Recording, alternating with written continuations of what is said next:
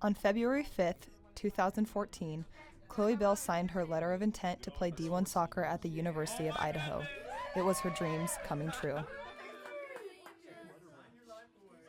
It was an unreal feeling. It's something that I've been doing literally my whole entire life since I was just a little sprout.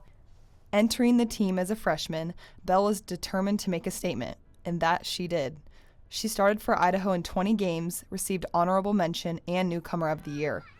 Bell was on her way to a successful career at Idaho until an unfortunate day of practice of her sophomore year, her life was about to change.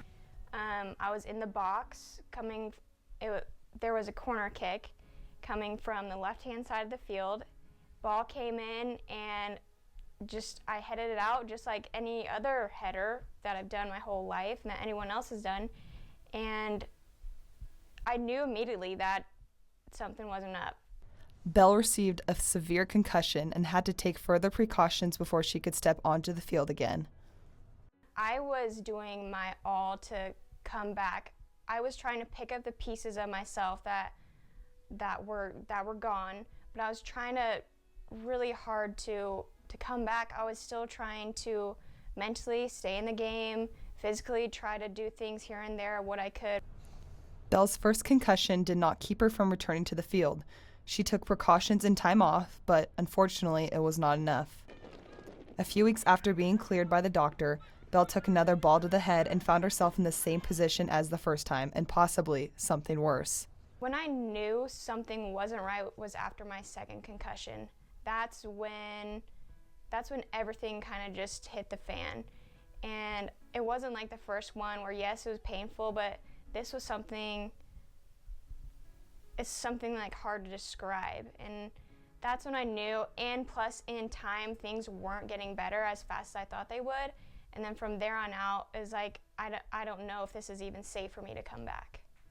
After many conversations with her parents, doctors, and the coaches, Bell decided the best choice was to hang up her cleats and end her soccer career. It's difficult anytime you lose a player, no matter what it is, whether it be a knee injury, whether it be a concussion. And in this case, it was my first time ever as a head coach losing a player due to a concussion. Hitting the ball is part of the game of soccer, but it is also the number one cause of concussions for female athletes.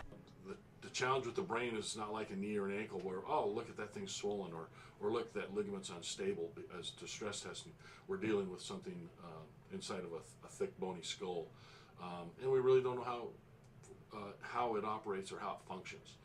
We're learning every day.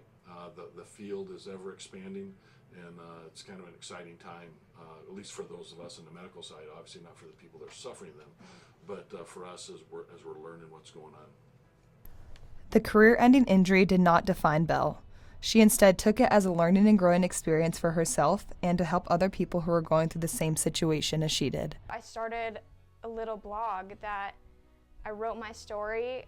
I wrote as raw in as many details as I could, and I was praying that just if it helped one person, if one person viewed it, it would mean everything. I just hope that it just helps anyone, and that gives the opportunity for them to contact me. I have all my information on there, and yeah, it's available.